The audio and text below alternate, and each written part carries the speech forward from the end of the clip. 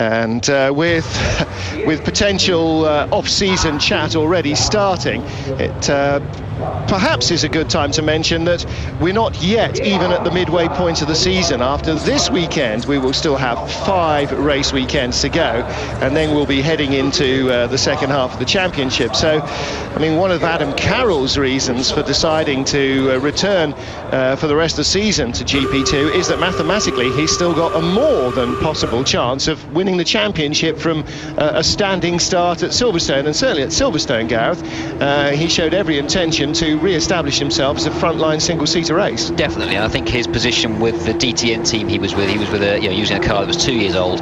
He never was going to do himself justice in that car, really, in that championship. So I think he made a great move to come back. I think if he could have done both together, that would have been ideal, because he could have carved out a reputation and maybe in time got a good DTM seat. But I think it's great to focus on one particular championship, and it's great to see him back. He's a really good racer, really exciting driver to have around. I'm pleased to see him back. And after one weekend, 11th in the championship, whereas Mike Conway is 3 points ahead of him, has done the entire season. So that tells you A, about Carroll's return to form, and B, about what a wretched time Mike Conway's been having. They line up 7th and 9th here, the two British drivers, so they might well both be able to produce something decent in terms of points. But Carroll with 9 points after Silverstone. Our championship leader Timo Glock has 41, so he's 32 points behind, with 40 on offer if you clear up every point there is to be hoovered up at a race meeting. Certainly means that it is game on for Adam Carroll. Timo Glock, of course, is the man in the driving seat, and starting from pole position here, that means he's got a very good chance indeed of holding off Lucas di Grassi. And whatever happened to this guy, Luca Filippi, sort of went very quiet over the last couple of weekends, Filippi, and we need perhaps to see a return to form from him. 10th on the grid here means that he might well fare a little better tomorrow than today, though. Yeah, I mean, he started the season with a bang, didn't he? Won first time out, and really has not featured really strongly since. And Mike Conway, who's his teammate, who you said has had a bit of bad luck this year, has actually out-qualified him 4-2 in the 6 feature races we've had so far. So Conway's showing the better pace of the two. Bruno Senna lies 4th in the championship. Now, it's the big gap, really, between Glock, di Grassi and Filippi, who are covered by 6 points. And then there's another 11 points back to Bruno Senna in 4th place on 24 points. He's at the top of a tight little battle with Giorgio Pantano, Andy Zuber, Pastor Maldonado behind him. And then just another 2 or 3 points behind Nakajima, Via, Conway and Carroll. So you see the championship standings. There's an awful lot of drivers who have picked up the odd point here or there. But again, it's significant, as you were talking about, Buemi versus Ammermuller, the man he replaces this weekend. Buemi's got more points in the championship, and he's only got 2. Yeah. So yeah, Ammermuller's really not helped himself a very great deal at all this season. Well, after everybody here watching qualifying will have seen the dramatic high-speed accident suffered by Lewis Hamilton when McLaren's, one of their air guns, it seems, did not properly fix his right front wheel nut on, and indeed that of his teammate Fernando Alonso. Everybody will be hoping for a fairly drama-free race here at the very quick Nürburgring. Great on-board pictures from Giorgio Pantano, and the Campos Grand Prix driver lining up in 3rd place on the grid. And of course Campos certainly enjoying their best season, I think it would be fair to say, bar none, at this sort of level ever, and really finding themselves in a particularly elevated position up the grid again, with Pantano on the inside of row 2. Yeah, the decision to go with a paid driver really paid off for them, didn't it? They're actually paying Pantano a salary, whereas the decision by FMS to go with Pettonia the same way didn't pay off at all. Didn't seem to, and maybe that tells you a little bit about how good the drivers are at communicating with the engineers, how they are at setting up and all that kind of stuff. I mean, you know, we can all think of drivers, past and present and quite possibly future, who are mercurial in the car, but can't talk to an engineer to save their lives, and as a result have to rely on somebody else's setup and then drive around the problems. And I'm not suggesting that that is always the case with the two drivers, but certainly Pantano and Campos have really gelled very well indeed. And I think you'd have to say that one of the big changes that Campos has been getting in a driver of Pantano's experience, who knows what he wants in a race car and is able to talk to the engineers and go out and get it. Well, cars coming onto the grid then, they are a little delayed. They should have been away at 7 minutes past the hour, and now coming up to 25 minutes past, we are just about to get them underway. All 26 cars on the grid. Karen Chundok and Christian Bakarud on the back row of the grid. Timo Glock from his third feature race pole position. Long hold with the 5 lights, away they go. Not a good getaway from Glock. Storming from Buemi and Stallers. No, they haven't all got away. Row 2, that is Adrian Zaug, is it? Didn't look like him. Possibly Zuber, I think, actually. Down the inside comes Conway, and he gets bounced by, he gets taken out by Sebastian Buemi. He made contact with Conway, I think. It wasn't Zuber. Who was that left on the line? Difficult to see, wasn't it? Yeah, no, it wasn't Zuber. So maybe it was somebody who'd come from row 3. It wasn't Nakajima. Maldonado, maybe? Maldonado might have crept forward a little bit and then lost the engine somehow. But here's the battle for the lead. De Grassi, the one that the front runners weren't too worried about, has taken the lead from Glock. Pantano. Now then. Pantano in third. Yes, he was. Yeah, Maldonado's there. Zaug's there. Nakajima's got ahead of Zaug off the grid. And there is, around the outside, or being left on the outside, Kohei Hirate. Hirate being passed as Zuber came back up inside him. But at the moment, Lucas de Grassi with control of the front of the field. No sign of any warnings about safety cars or anything else. Mike Conway. Now, was he stuck on the grid? It looks like he might well have been pulled back by the marshals and pushed into the pit lane, as I can't see how he would have got in there otherwise. I think Glock just got caught out by the long hold, didn't he, on the red light? Just got away really poorly. Which means that the Supernova car that got biffed by Buemi then was Luca Filippi. So across the line, look at the battle on the left-hand side. There's Zaug defending hard. Towing along Adam Carroll down the inside. Late move from Maldonado, but great. Very good. Yeah, very good move. And of course, the road sweeps round to the outside again, so he's left out high and dry. Some excellent stuff going on. Pantano having a lunge for the lead. Conway's come out right in the thick of things there, isn't he? Right. I beg your pardon, yes, Conway was stuck in the middle there, yes. So De Grassi, Glock, and a little break there. Maldonado, third place with Zaug, having been passed by Nakajima with one of the 2 DPR cars. I'm not sure which one's got the onboard working on it today.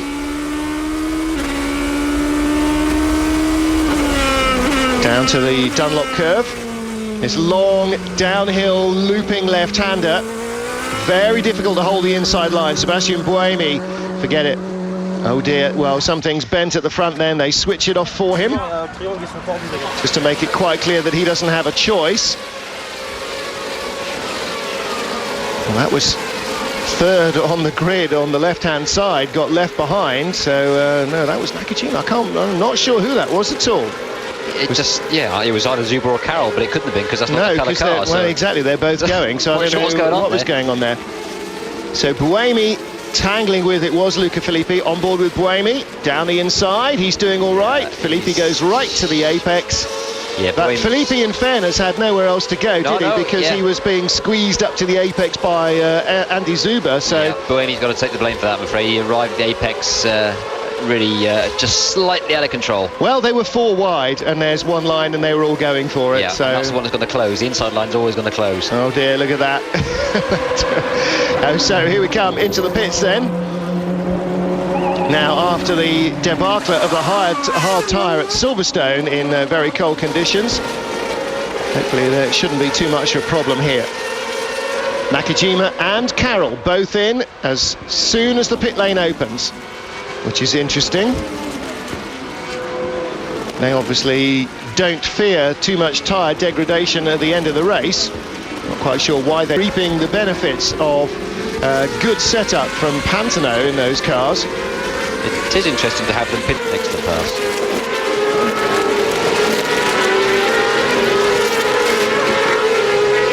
So, in fact, that is Zuber going backwards very quickly. So that's why suddenly Petrov looks so much quicker. Oh, and Zuber's going straight into the pits, but I don't... Because past him also went Roldan Rodriguez into the pits. A couple more coming in, Nicola Lapierre there, and Karen Chundok as well.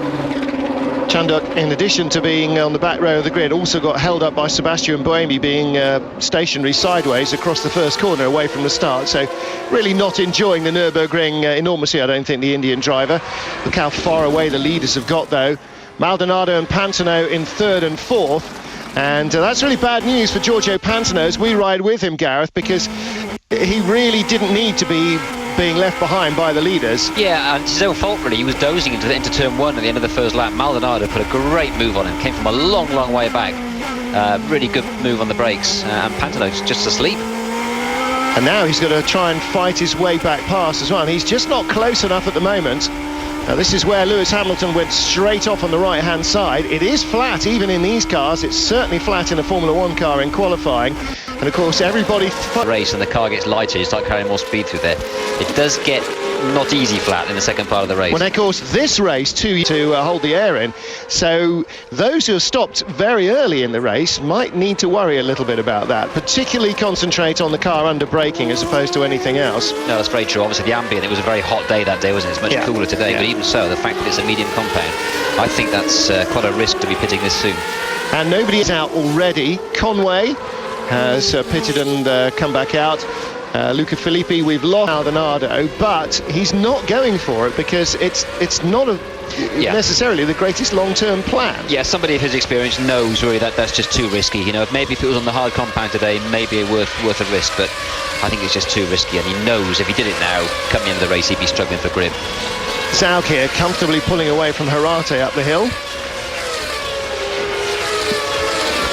And this is the battle for fifth place, and it's very quickly broken down into pairs. We've got De Grassi and Glock, who are 2.5 seconds ahead of Maldonado and Pantano, and then Zaug and Filippi walking back in there, legacy of the collision with Buemi, I imagine. Yeah, he probably got 3 or 4 corners down, and that's the end of it.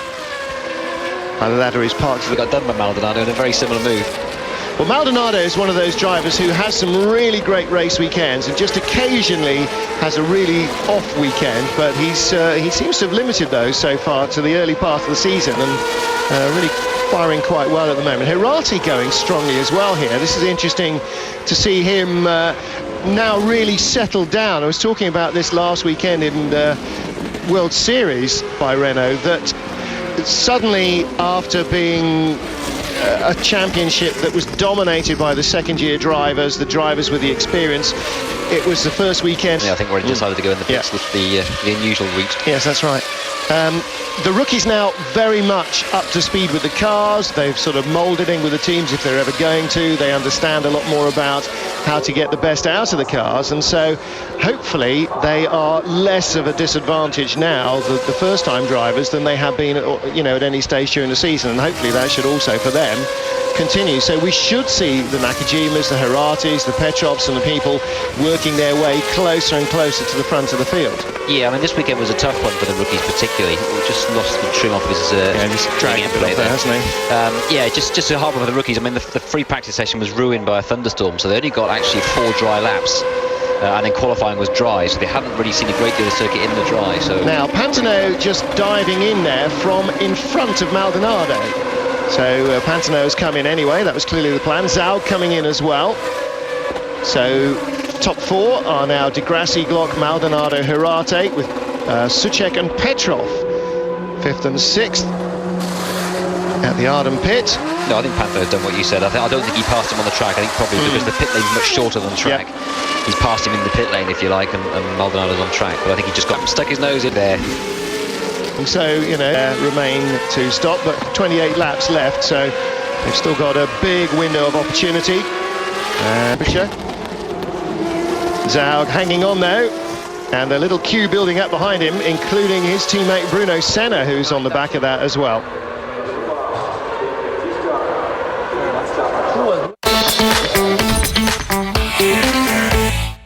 Nürburgring. Well, there's a good little battle going on here in the midfield, still with Adrian Zaug, 15th, the South African, and he's being chased from a replay here of Sebastian Buemi's incident in the first corner. This is the opening lap.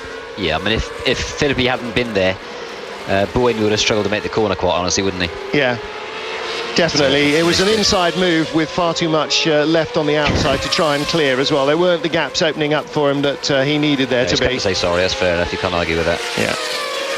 I think. No, that's Filippi come to say, you doofus, and that's Buemi saying, listen, talk to me about it. Oh well, no violence involved anyway. No, he says, she says. So, there's very little indication even of handbags coming out there. So that needs to be said, you know, you need to go and just have a word and put your markers down. I think Buemi was perhaps protesting a little bit of innocence there as well, but you know, when it's four wide going into the first corner, somebody's going to be in the wrong place at the wrong time, and it's always going to be the case. Times now, I think we're going to see some quick times. Glock's got to be praying for a bit of rain as well, because when it was wet in practice, he was 3 seconds quicker than anybody else, barring a few hundredths, and that's the sort of confidence that you just really want to, you know, get out and pray for rain. Rain, unfortunately in practice, of course, rain has a double-edged effect because it allows you to show just how quick you are, but also nobody's racing and the back markers aren't racing. Everybody's just on their own, and there's no battles to get tangled up in and nobody else's mistakes to fall over in. And that, of course, is very much not the case when you get a wet race, is that most of the time people get involved in somebody else's incident rather than create one all of their own. So, well, Glock already, very much as you predicted, Gareth, on a fastest ever second sector. And comfortably quicker than anybody else, 1:43 and a half, 1:43 and a quarter, compared to 1:44.8 for Maldonado. So 1.6 seconds quicker than the second fastest man then. Yeah, pretty good lap. I think another couple of those, and I think he'll do enough to erode Di Grassi's lead. Well, he certainly doesn't have to use these covers until the end of the race. He's got fresher tyres waiting in the pits for him. So 32, oh, look at that. Now you see out of corners? Yes, very definitely. Unfortunately, still in the sport's future, there are very little indication of a formulated standard front and rear wing package where there is minimal grip from the wings. I mean, really, who needs morphing body structures? Just give them all a standard wing and make them get on with more power than they've got grip, just like it used to be in the good old days. And as it's taken easier. I wonder how you get a job on that. Is that by being an aerodynamic designer? Possibly can, but the new race leader is in the pits. Let's hope he's hit the rev limiter properly.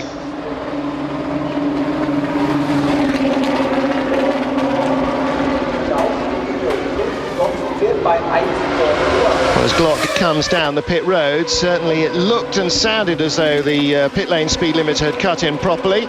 Pastor Maldonado now assumes the lead from Kohei Hirate. So little moment in the sunshine there for the two of them and the Trident team. Good stop. I'm surprised Glock's come in, actually. I thought he would probably put 2 or 3 more laps in. He was going quick. The tyres didn't seem to have gone off too badly. It's a good piece of timing. Yeah, it was good. Great pit stop, actually, I think. Haven't really changed their strategy much.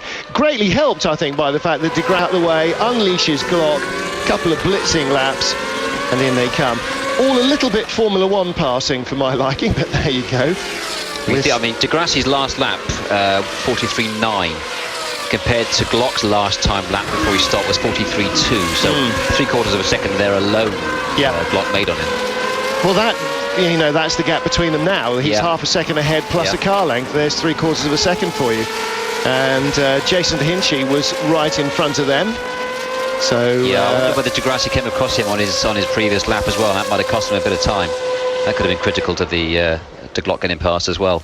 Here's our race leader then, Pastor Maldonado, Kohei Hirate. So it's a 1-2 for Trident. Red flag now, please. And yeah, deluge or some such. Our pit stop to take advantage of that. I think at the moment, you know, the way that the weather's looking, you probably wouldn't have dared, but depends how. I mean, certainly no GP2 team has its own weather forecasting. No, but they may have. They got friends in F1 teams who do. So depends how much you rely on and trust on those.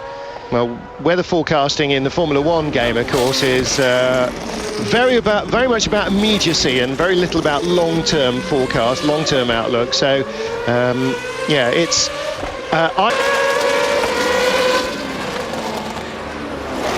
Well, again, Maldonado making the car look very mobile, but also still very quick. 44.8.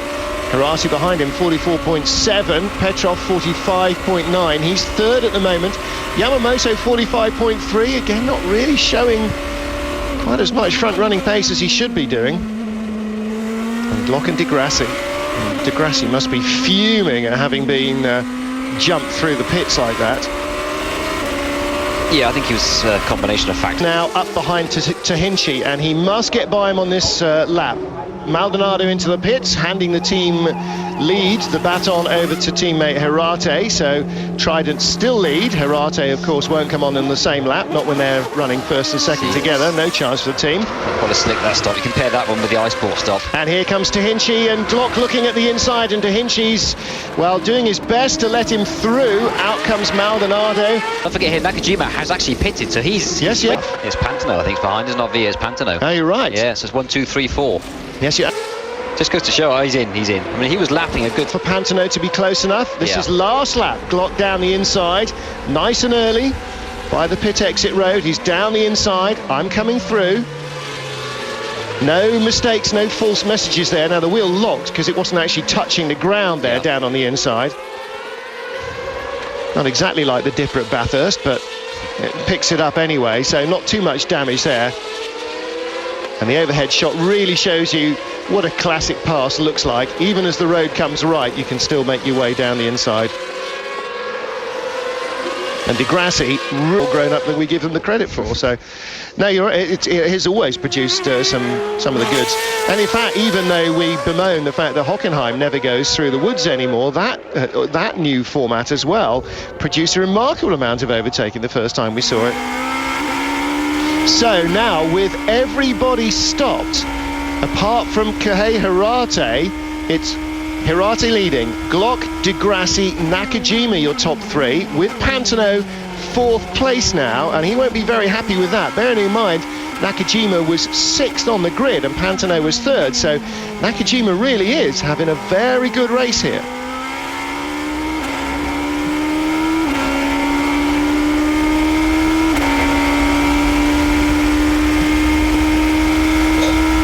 Great chance to run with Pantano down the front straight, but making no ground at all there. So Nakajima, I would have thought from this distance, was close enough to be giving away a decent enough tow for Pantano to have closed a bit, but it didn't really seem to happen at all, actually. Yeah, well, the last lap, Nakajima's time was a 44.2, Pantano 44.5, so 3/10 slower, Pantano. So Pantano's losing ground to Nakajima rather than the other way round. The only reason he caught up with him was because they were stuck behind Jason Tahinchi. So the Japanese is definitely, as you said earlier, Gareth, focusing on the battle in front rather than worrying too much about Pantano. He's on for a third straight podium if he pulls this off. Hitting a good frame of form. And he's 8th in the championship at the moment, so yeah, still everything is in 8th place. And of course that's Conway right behind, who is, but of course Carroll is hanging on to that magical reverse pole position. The last point and pole for tomorrow, yeah.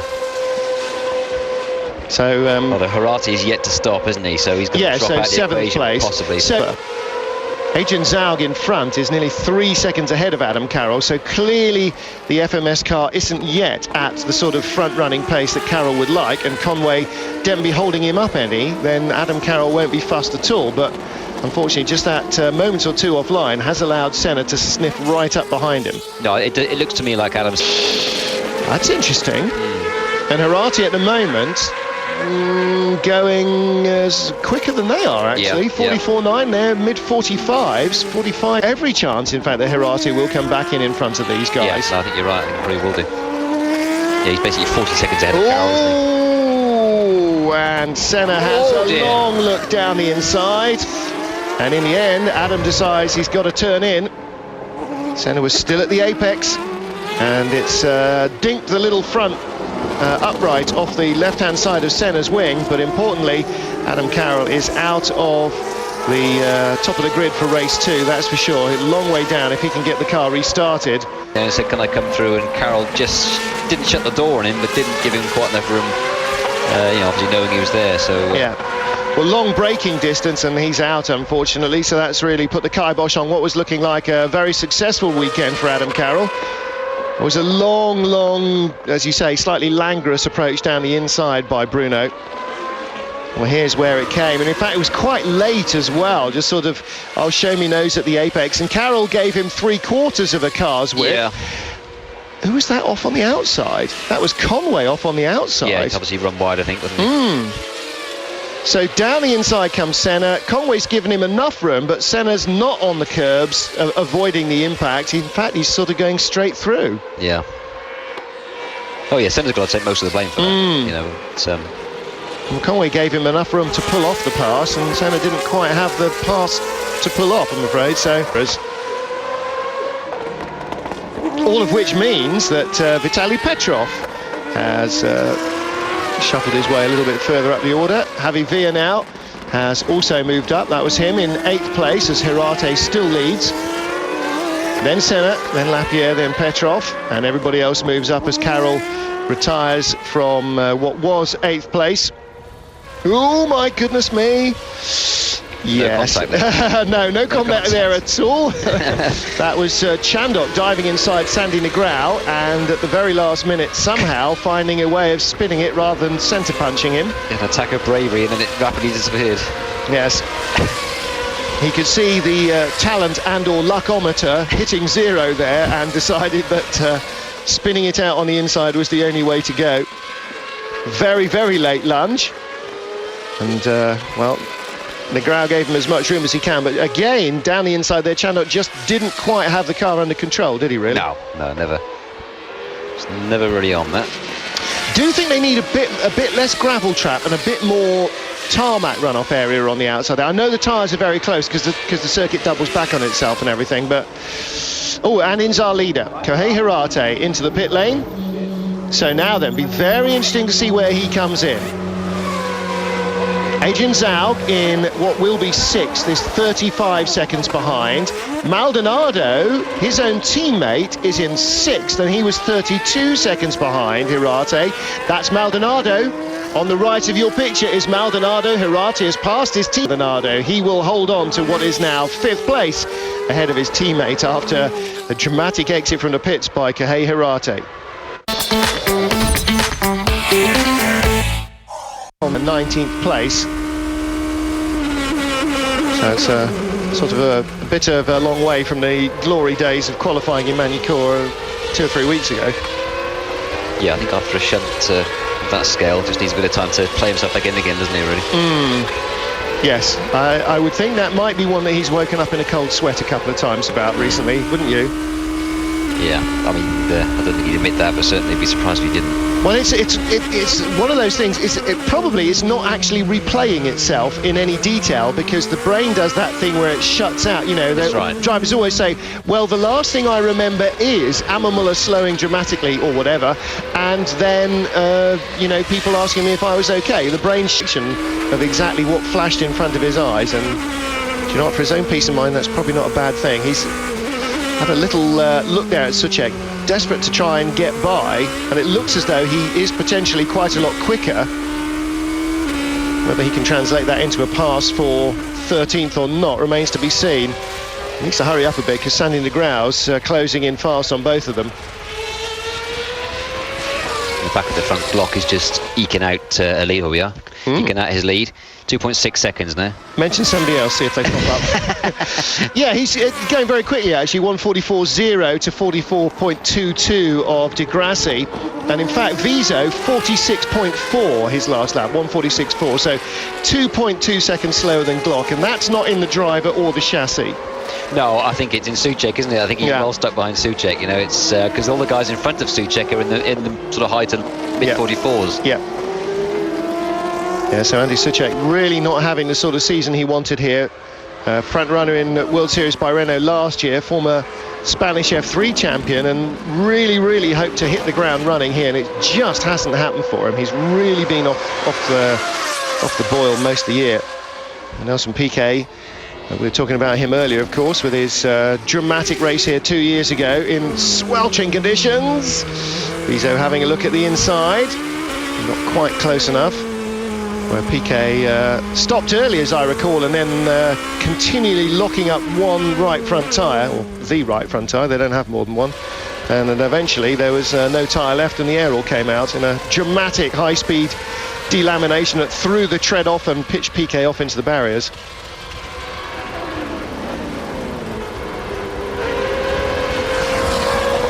So what else? What other little battles have we got that we might alert you to? Well, still Javi Villa with Senna and Lapierre behind him. Javi Villa is in 8th place, and that is tomorrow's pole. And of course he's got a decent record this year of race 2 pole position starts to win, so he'll be hoping for one of those perhaps. Senna behind him, 1.8 seconds adrift, but Lapierre 0.8 of a second behind Senna, and that's 3 or 4 cars ahead of this little bat. Quite uncomfortable compared to the 2 behind him. It's wagging its tail a lot out of the corners. See the next couple of guys as well coming up behind are closing. Tung and Yamamoto.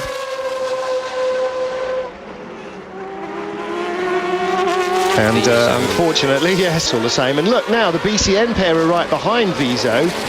And there aren't too many occasions on which you'll say that sentence. Yeah, I think it's pretty easy to play himself back in, and running wheel to wheel in a pack of cars like this is difficult when you've been through what he's been through. So it'll take a little while to get back to normal.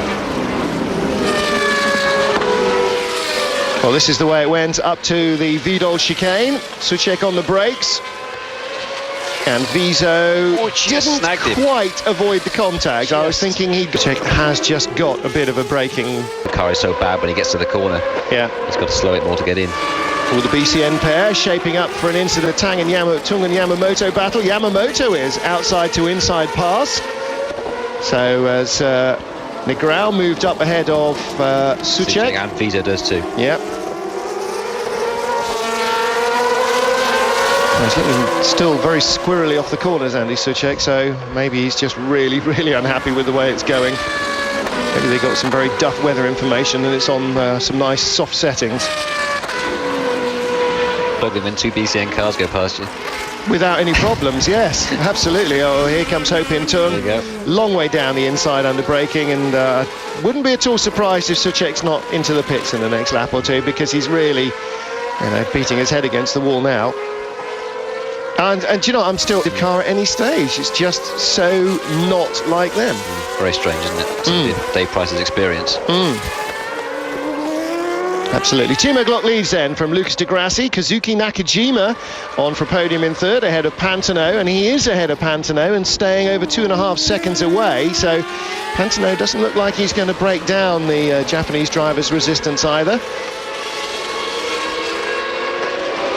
Little look again from Souček as they all come by him down the inside. Contact there. Sandy Negrão. Gareth, after you. No, me. I said it first. You can see Souček, the layout of the corner lended itself in that Glock's now almost 4 seconds ahead at the front. So well, yes, and look at the lap time, 44.0, but we've only had 26 of the 35 laps. He's got, 9 more laps to go on those tyres.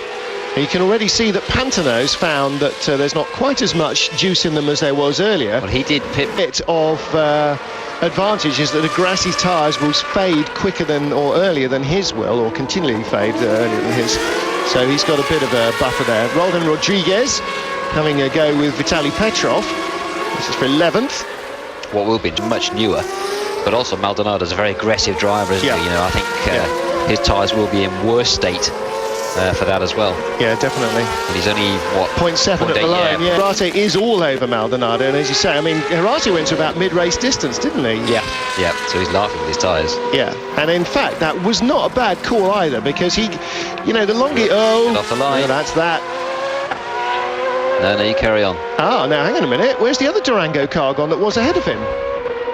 The other one blowing up. Did he fall off, or did he just pull off? I don't know. Borja Garcia, anyway, is the other car in question, and they were 23rd and 25th, so it was never going to be the greatest Durango weekend. Ooh, here he comes. Herate's having a think. Maldonado gets the door shut and puts the chain on.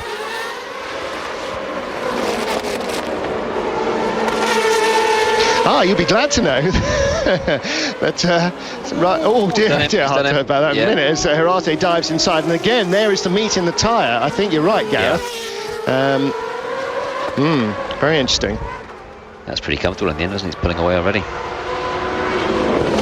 BBC Sport website's quotes of the week has... Well, we can be forgiven for that, for goodness sake. And that he needs all got picked up behind by Rodriguez.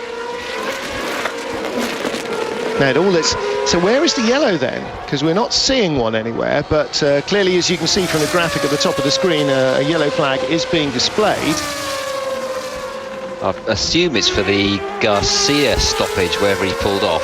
Seems, I don't know. Oh, now Senna into the pits. Drive-through penalty, passing under yellows, I would imagine that will have been. So who backed off and who didn't? Well, clearly Senna didn't. Was he having a lunge at Javi Villa at that stage?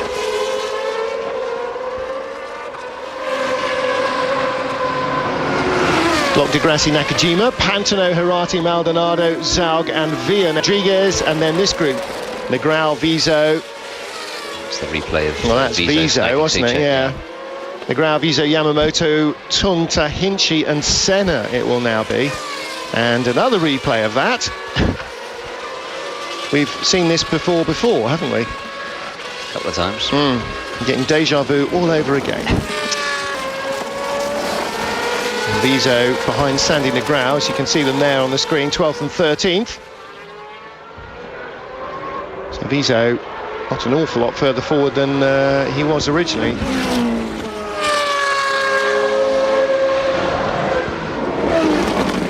Now, having said that we suspected, or I suspected under pressure. Times tell us 44.9 on the last lap for de Grassi, 45.1. Nakajima with a little bit of bodywork flapping around.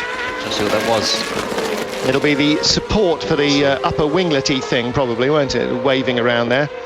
Soucek's gone in. No, that's why Soucek's come in, because he doesn't like very much of anything.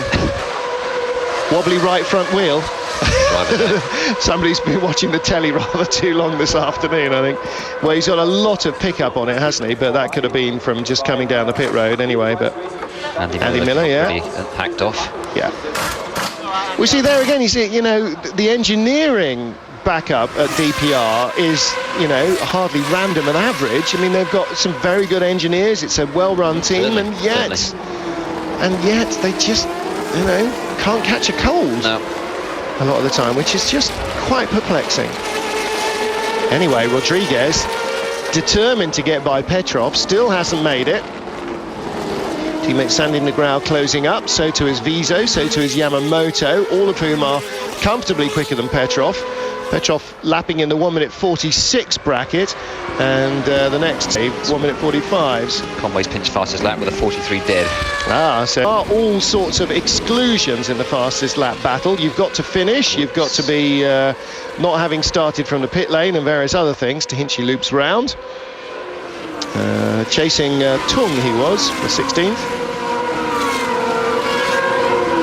And possibly get a penalty for driving the wrong way around the race circuit, I would have thought. I'm sure there is definitely a rule about everybody only going in one direction. Certainly not advisable, whatever. Well, at least when you're facing the wrong way, you can hopefully see who's coming, although I don't think you can see a very long way. You can actually there, you can see quite a long way, because the chicane actually goes slightly up, so you can see everyone coming down the big hill towards you, so... However... Still ill-advised. Yeah, I would have thought Goods might be pointing that out to him as they open his wallet for him as well. So clearly Maldonado's pace dropped. How hard the sit for that. Interesting hearing Nick Heidfeld talking about the approach to this Vidal chicane at the end of the lap, saying that in first practice he was braking at 100 metres because he was coming into a headwind. Tailwind up the straight in second practice made a 30-metre difference. I mean, that's a phenomenal difference to a Formula 1 car, having to brake 30 metres earlier. Yeah, that's very true. I mean, and racing circuits generally are very flat and very open, so they're really susceptible to wind. I mean, a good example is Snetterton, for example. Ritchie's the first turn in Formula 3. If there was a headwind, it was flat. If there was a tailwind, forget it. You know, you had a good-sized brake to get the nose turned in, and that's true of a lot of circuits. The wind is very, very important. People don't realise that. Well, Chanduk's car then clearly did not make it back to the pits, and that's why the yellow flags are out earlier. Not quite sure where he stopped, but I'm assuming somewhere on the way back up the hill here. So he leaves us now with 20 cars still going, some of whom though are really a little bit just playing the last fastest lap game. And then this battle, Petrov with the rest of the field bottled up behind him. Petrov 10th, Rodriguez and Negrão 11th and 12th, those are the two green and yellow cars. Then Viso, then Yamamoto, Matt Senna closing in from behind after his drive-through, 15th place for him. And Ho Pin Tung and he's gone 7 or 8 seconds a lap slower than these guys last time round, so not quite sure what's wrong with him at all. Remaining stuff, 2 laps to go. Well, good little battle that Petrov is creating, and in fact, while we were watching what was going on behind, Petrov has been passed finally by Roldan Rodriguez for 10th.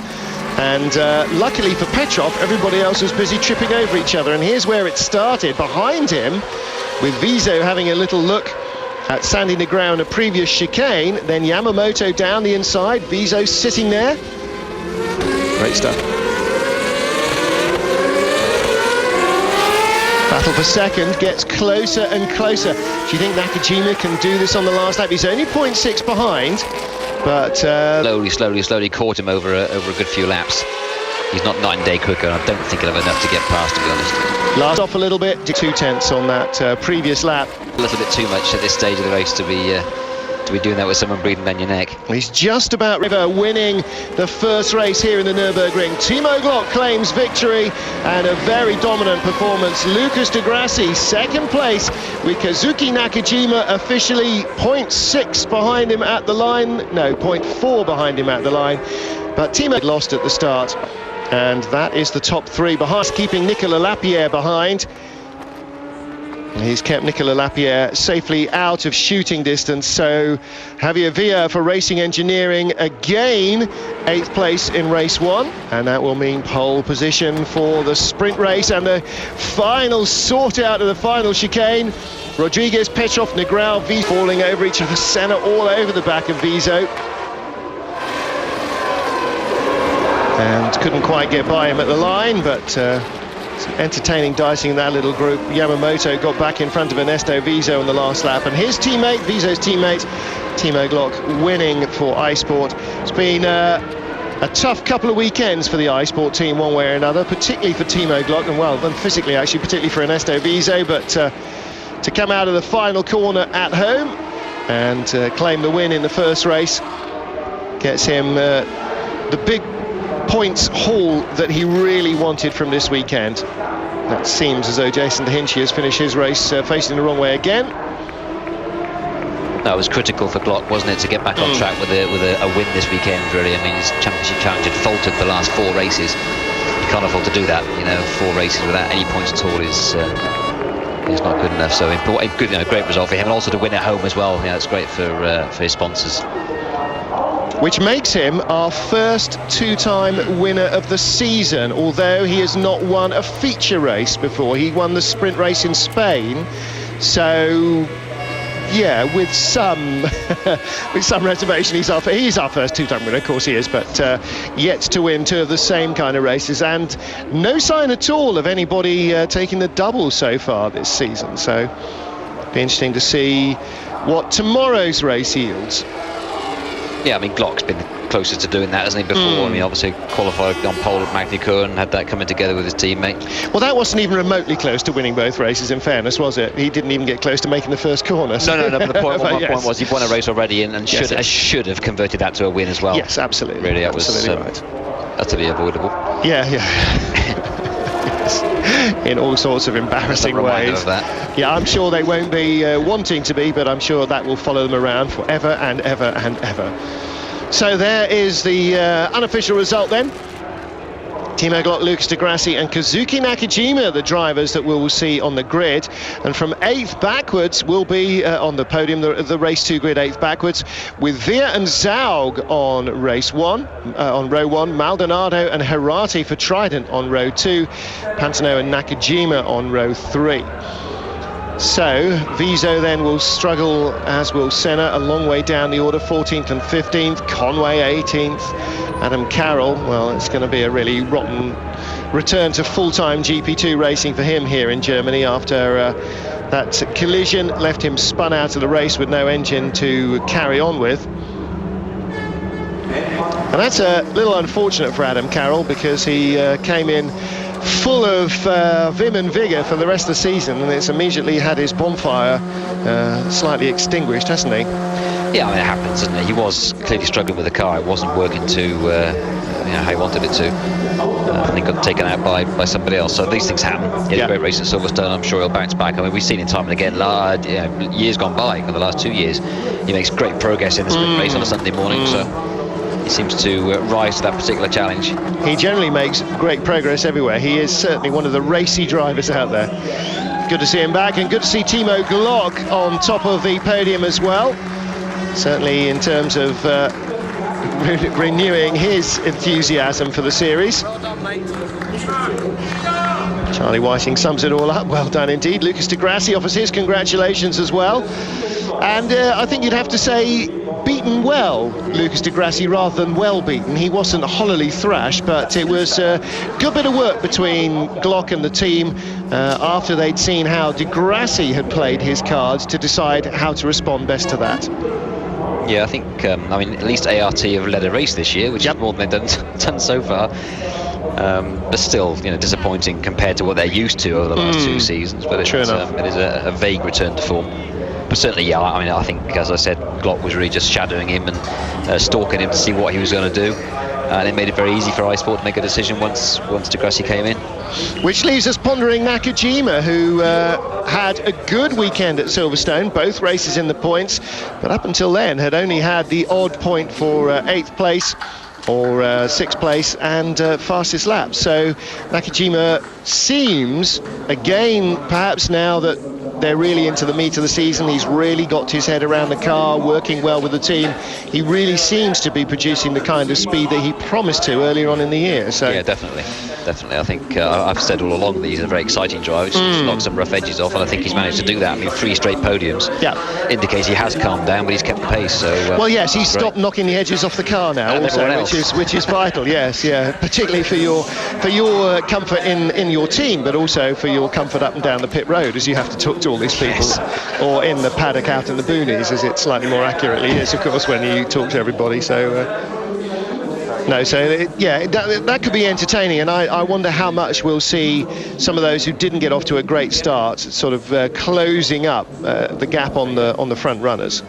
Because, I mean, you look at the guys at the top of the table, Glock, plenty of experience, di Grassi experienced, Filippi, ditto, Pantano, Senna's a first-year driver, 4th in the championship coming in here.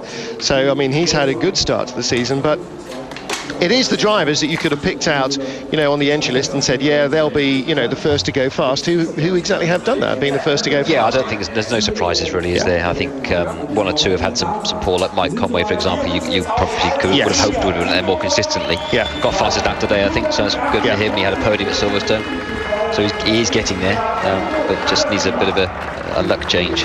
Yeah, could definitely do. Timo Glock gewinnt also.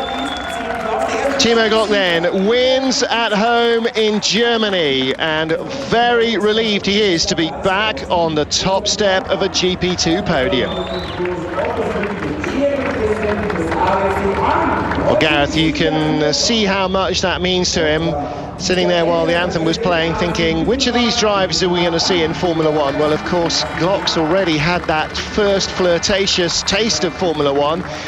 But to win at Germany, at his home track in front of the Formula One teams again, just to underline once more to Norbert Haug and, you know, maybe some of the other team bosses, particularly that he's interested in, that he really is the guy out of this year's crop that they should be looking at. Yeah, I mean, certainly he's only 25, isn't he? So he's not. Yeah. So he's certainly got an F1 career ahead of him if the cards fall his way. It's rarely is it down straightforward to pace or even just to money. You need things to happen for you. It's not what you know, it's who you know. Yeah, I mean, he's doing all he can, isn't he? I mean, let's face it, he's had some poor luck. He's doing all he can now. He's leading the championship, and I think he deserves a crack. Definitely think he's got the ability. He's certainly shown that he's got the ability to race as well as to produce outright qualifying speed. And perhaps by now the slight altercation at the start of the Magny-Cours race is a thing of the distant past for our race winner, Timo Glock.